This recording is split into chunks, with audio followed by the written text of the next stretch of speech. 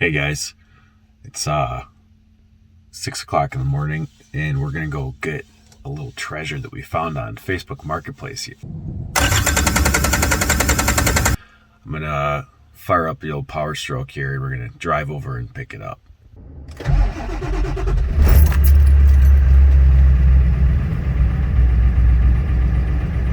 Here we go, guys. Let's go get our treasure.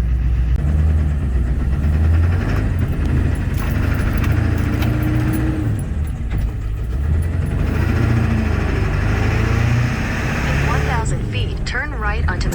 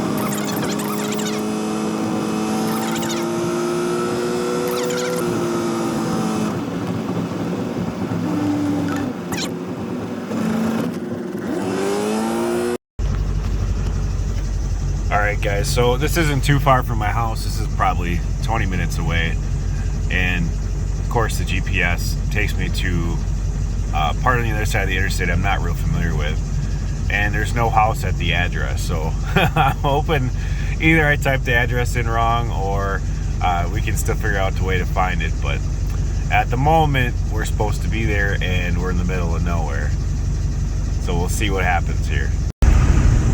Alright, we're back at it. We're just going to find it the old-fashioned way. Well, guys, we made it to the address, and it's daylight savings day on a Sunday morning, so I'm an hour early. It's actually 6 a.m. I thought it was 7 a.m. So I messaged the people, and they were really nice. They were actually awake, and they said they'll be right out. So feel like a huge moron, but yeah, daylight savings time, it screws over the whole world. I feel like I don't know why we still have it. You know, if I was in any type of political office, I would probably be getting rid of daylight savings time.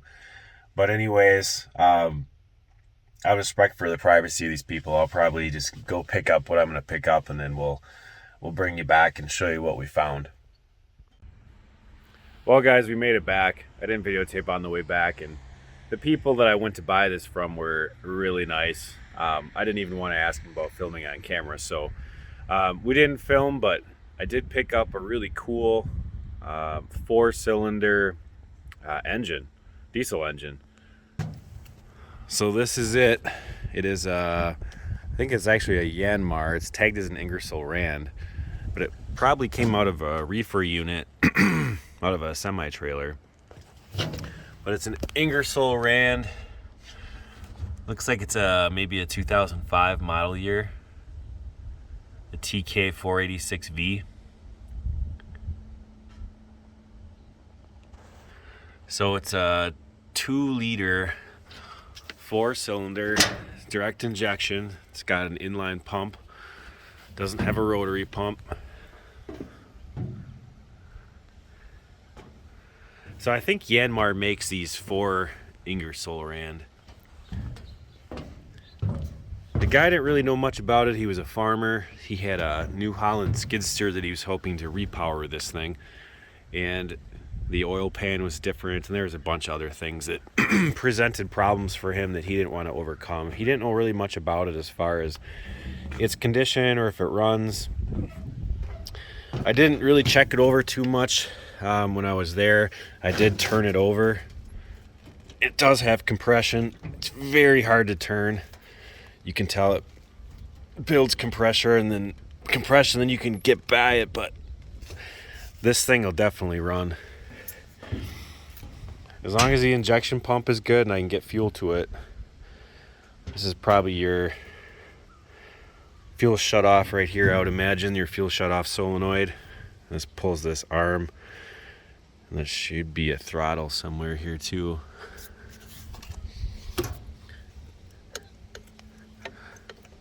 This might actually be your throttle. But I'll have to take a look at this a little bit and get myself familiar with it. And we'll get a tank of diesel and a battery and we'll try to start this thing. It shouldn't be too hard to do. This looks like an oil pressure. This looks like how you prime your fuel system. Add oil. Comes with an alternator, which is nice. I'm not sure what I'm going to even do with this. But the price was right. It was one of those situations where you're like, well, do I need it? No. Do I want it? Yes. What am I going to do with it? I don't know. I have a New Holland skid steer, but it runs excellent, so I don't need to repower that. I know somebody on the internet has one of these and they put it in like an old Nova. There's a build thread that I was reading yesterday on these things, and the guy actually built his own adapter off the bell housing off the adapter that's already here and hooked up like a T56 Viper transmission to it. I don't think he's finished it yet, but there's a cool build thread here. It's got the Fumoto style drain on it. That's cool. I probably should have checked to see if it even had oil when I was there. I didn't even do that. Oh yeah, she's got oil. But I'm excited for this. Later today I'll probably come back out here and unload it off the truck, and we'll hook it up and see if we can get her to start and get her to chooch a little bit. But she's an NA motor, does not have a turbo.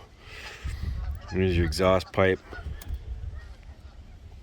Looks like it's got a remote mounted oil filter.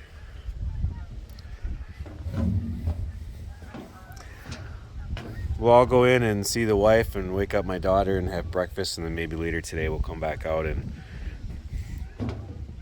fire this bad boy up. And if you guys can think of anything to do with this, let me know down in the comments.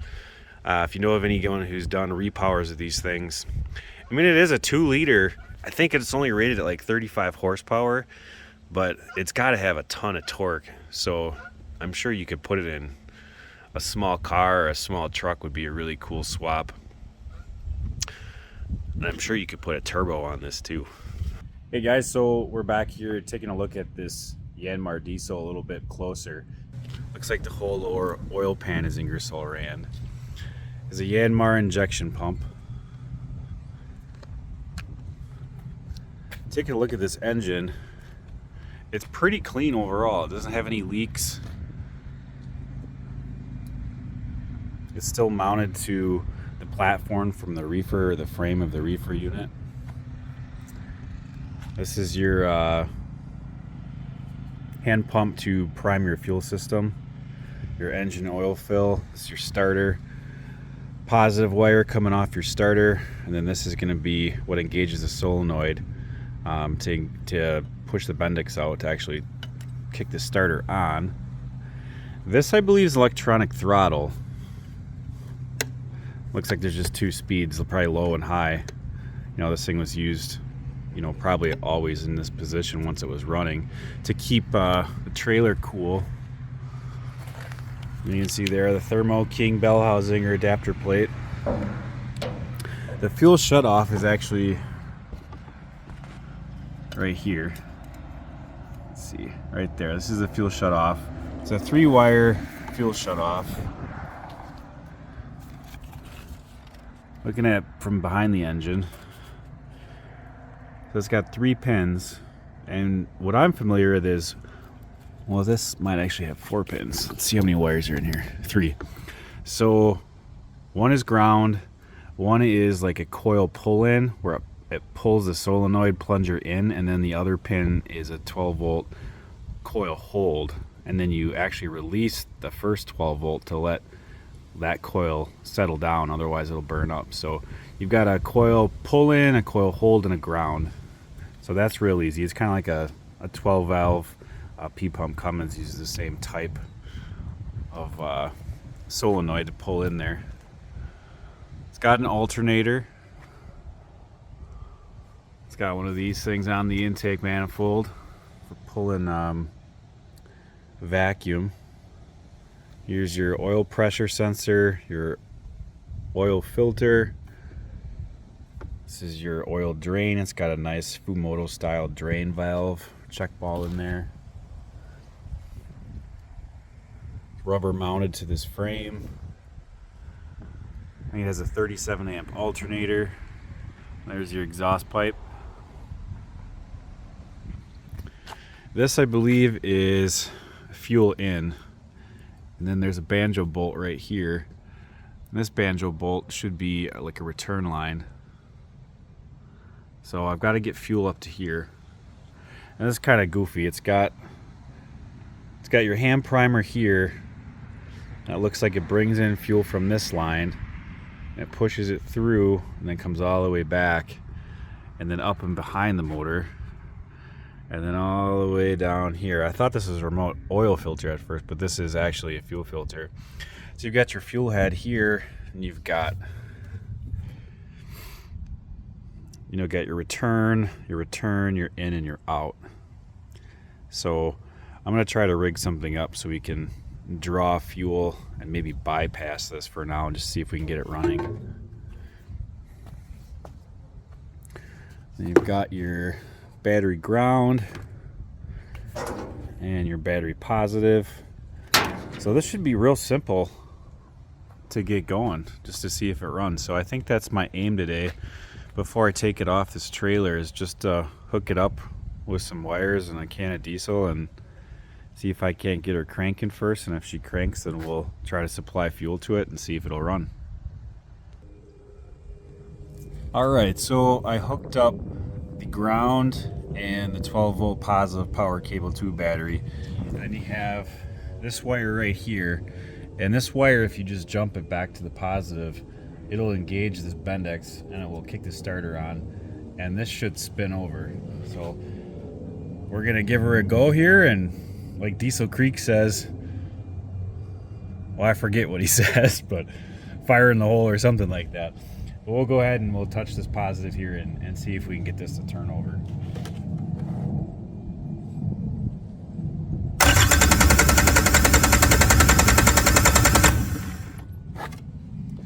And it looks like she turns over real nice. So I think the next step would be seeing how we can apply some power to that fuel shutoff and get that coil wired up right. And then once we do that, we can try to figure out the fuel situation.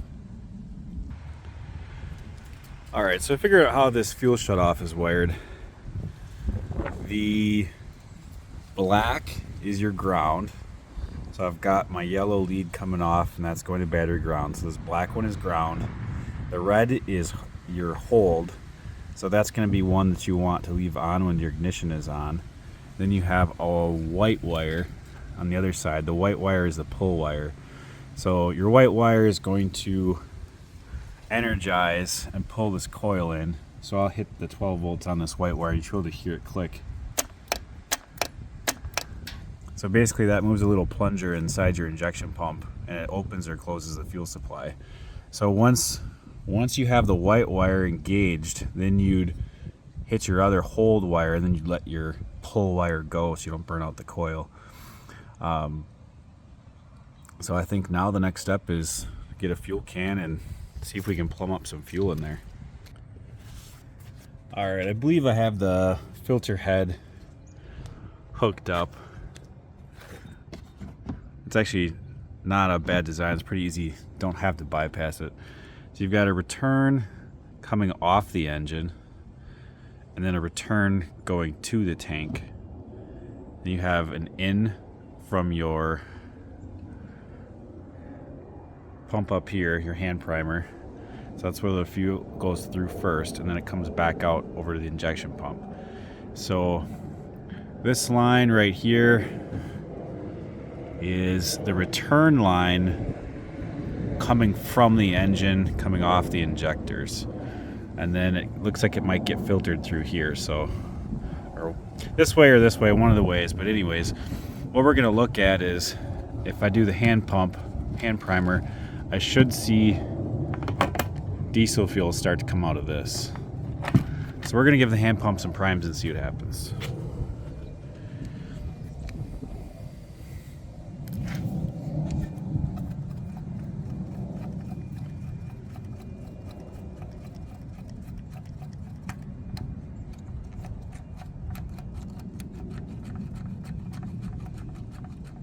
Got fuel leaking out of it.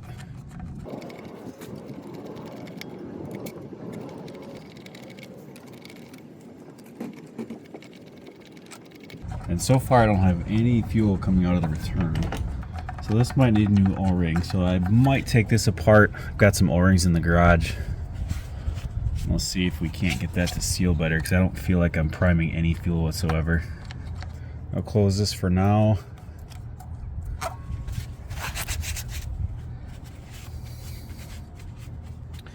Maybe we'll just crank on a little bit, see if anything happens. So my white wire is my pull-in wire, and then my green wire is my hold.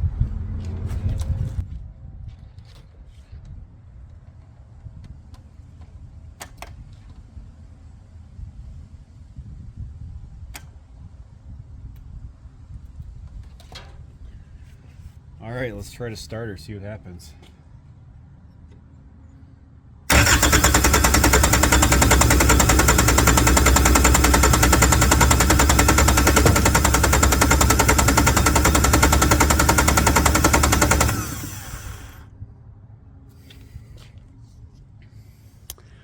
I must be getting fuel, because I am leaking fuel up here at both injection lines. So it looks like somebody's had these cracked loose. So let me get a wrench and see if those are loose or not. Oh yeah, those are very loose.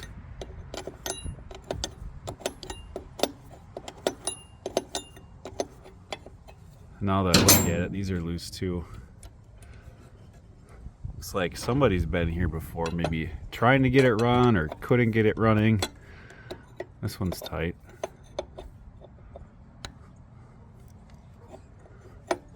This one might be,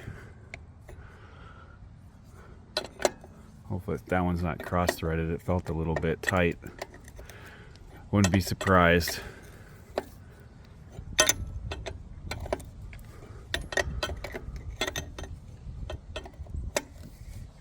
We still have our fuel shutoff plugged in. Okay, that's tight. That's tight. Let's hit it again and see what happens. Make sure our throttle is in the low position. All right, fire in the hole.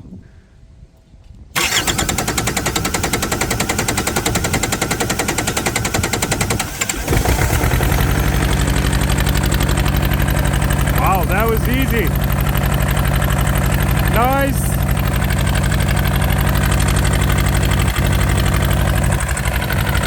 See if she revs up a little bit.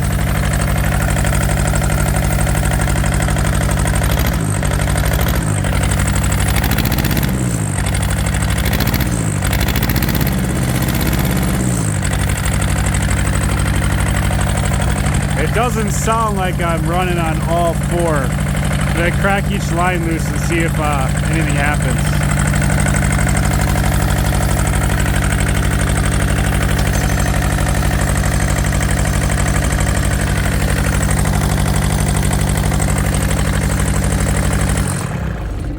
Alright, I had to pull the solenoid wire. I saw another good massive leak up here. So there is an explanation of why I thought it sounded like it was missing. We've got these two front cylinders unhooked. So we were probably running on just the back two. when I revved it up, it sounded like it was missing. Now, this is the first time I've ever started it or tried to idle it, so I wasn't sure how smooth it would be, but right away when I gave it the beans, it just seemed like it was breaking up a little bit. So let's try to tighten these up and see if maybe she runs a little better. All right, we're on top of the engine here. You can see all that diesel fuel that was just getting spit out from that injection pump. Just a pool of diesel up here. So we'll get these tops back on. You know, someone probably just didn't know how to hook up the fuel shutoff solenoid, so they were trying to bleed injectors, thinking maybe they weren't getting fuel. That would be my guess.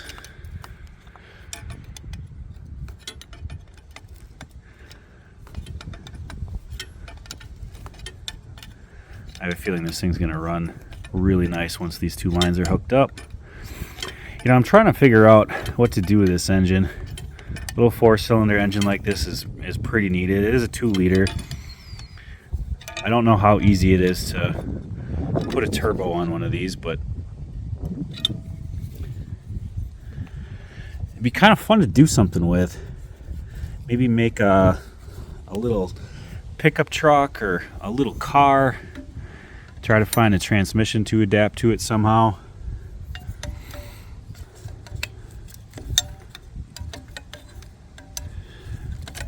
If you had like a little Ford Festiva or like a Geo Metro with one of these in it, you know, it's only 35 horsepower, but it's got to have plenty of torque to move it down the road.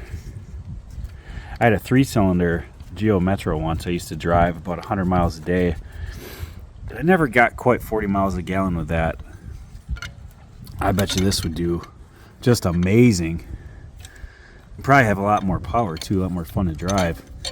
I don't know what kind of pump this is though. I don't know if this, you know, it's probably like a governor style pump. I'm not sure if it'd be suitable to use for road use or what the max RPMs are on it.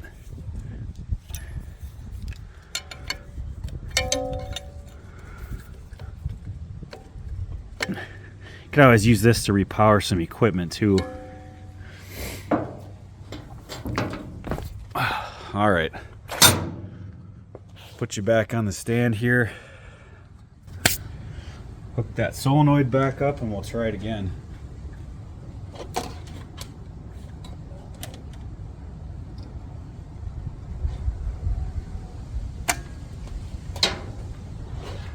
All right, fire in the hole.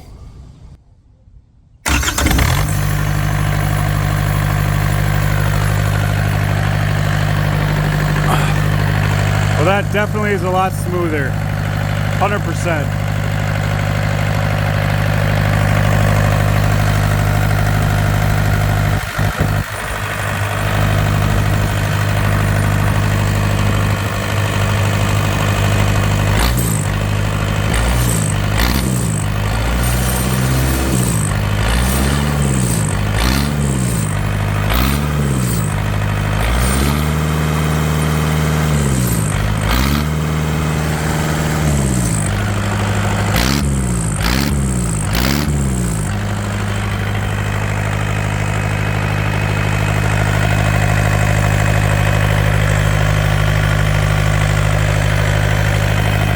I don't want to run this too long. It doesn't have any coolant or radiator, so we'll shut it off. But man, I am sure happy with that.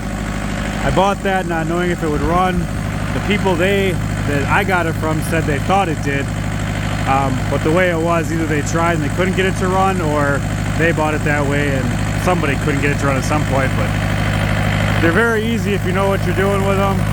Spend a couple minutes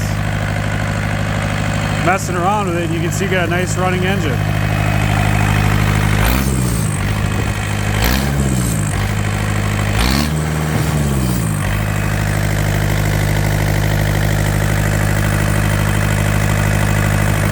ahead and pull the plug on it.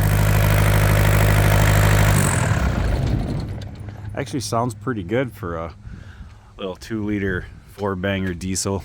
It's got a nice little whistle to it. Almost sounds like it has a turbocharger.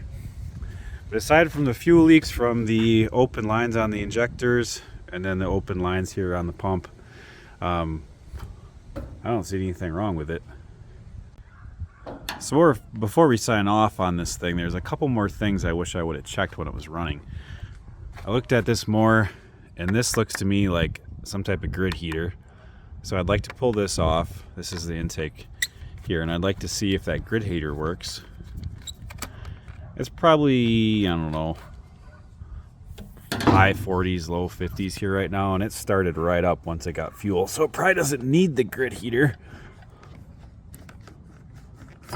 But it would sure be nice if that worked.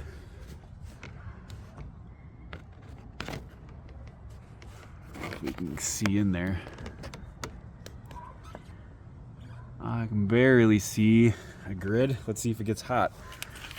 Let's take this wire. We'll jump it right over to the battery positive. And we'll see if... Oh yeah, we already got smoke coming out of it. So we know we've got a functioning grid heater. That's awesome. That's a great cold starting aid. And then I also wanted to see if it had any blow by. So what I'm going to do here is pull this off. The oil fill is way down here, so I don't want a bunch of oil splashing out of the oil pan when it's running. So I'm going to pull this tube off, and this should show us, you know, any type of crankcase pressure that it has. There's not a dipstick either. All you have is your oil fill here. I believe the dipstick is on this. Yeah, so really don't want to pull that while it's running. I'm sure that'll be a giant mess. And there's nothing on the other side of the engine to check or add oil. So we'll go ahead and we'll pull this top tube off, and then we'll start it again, and we'll check to see if it has any crankcase pressure up there. Alright, so I pulled this tube off, so we're going to watch here, and I'll put my finger over it. There's a lot of smoke coming out here, a lot of pressure. Sometimes you'll get, you know, like a smoky vapor. Doesn't necessarily mean you have blow by, but you feel for pressure. And this tube routes back to the intake manifold. So if there is blow by or crankcase pressure, it vents it back into the intake and it reburns anything that goes through there. But I'll put my finger on it, and it should maybe have a little bit, but anything excessive where my thumb would be pushed away would be bad. Based on how smooth this runs, with all 4 injectors hooked up to it, I would say it probably doesn't have blow by, but we're going to find out. And then we're going to try this grid heater and see if that makes a difference with it cold starting.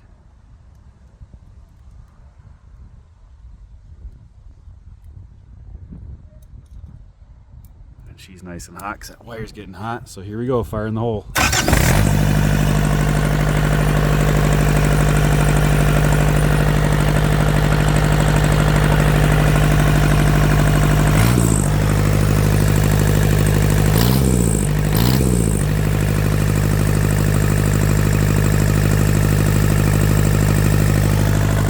Well, that's the best case scenario. There's absolutely no pressure coming out of that little vent whatsoever.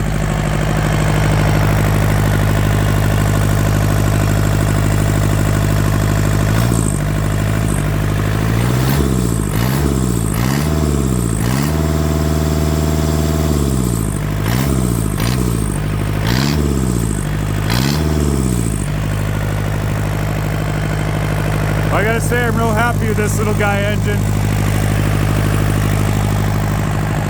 A real good find here. I'm not sure what to do with it. You guys could let me know what you think you would do with it, or if you have ideas or know somebody that did something with one of these. Be a great engine to put in a skid steer or any type of equipment that needs a governed constant RPM. But put it in your comments what you would do. If you guys like this video, I'd really appreciate a thumbs up. That helps me out a lot. Helps get my videos recommended so people can see them. Keeps me motivated too to keep on making them. But if you like the video, consider subscribing. We'll be doing more videos on diesels on this truck here. Got an F550 Another F550. You got a camper. The background way back there. I made a bunch of videos on this Ranger. There's a New Holland skidster back there. That needs quite a bit of work. Yeah, if you're interested in this channel, go ahead and subscribe. You guys have a great weekend. We'll catch you on the next one.